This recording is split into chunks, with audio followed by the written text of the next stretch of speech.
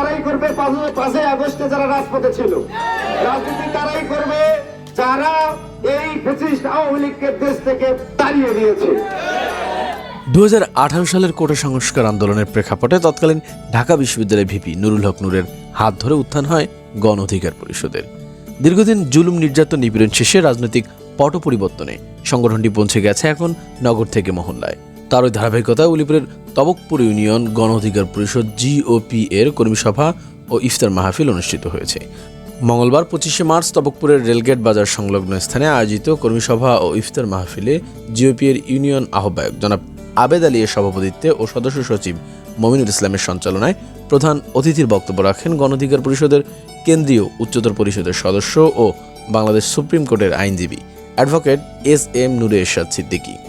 অনুষ্ঠানটিতে প্রধান বক্তা হিসেবে বক্তব্য রাখেন গণ অধিকার পরিষদের উলিপুর উপজেলা সদস্য সচিব জনাব আবু তানভীর সুমন।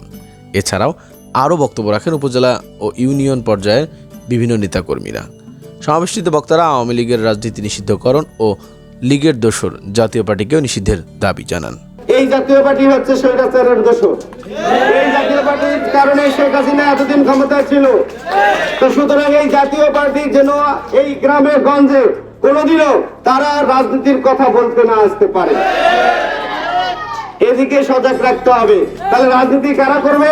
রাজনীতি তারাই করবে 5ই আগস্টে যারা রাজপথে ছিল। রাজনীতি তারাই করবে যারা এই ফ্যাসিস্ট আওয়ামী লীগকে দেশ থেকে তাড়িয়ে দিয়েছে। রাজনীতি তারাই করবে যারা মুক্ত মঞ্চের স্বাধীনভাবে রাজনীতির কথা বলবে, জনগণের কথা বলবে। আওয়ামী লীগ প্রায় বিলুপ্তর পথে এবং এর সবকিছু বাতিলের জন্য আমাদের বাংলাদেশের সাধারণ জনগণ এবং যারা অঙ্গ সংগঠন আছে বা ছাত্র আছে, জনতা আছে, সবাই এই দলটাকে আমরা বহিষ্কারের দাবি জানাচ্ছি। বাংলাদেশের ক্রান্তি লগ্নে এমন এক সময় এই সংগঠনের জন্ম, যে সময় অন্যান্য রাজনৈতিক দলগুলো রাজপথে দাঁড়াতে পারত না।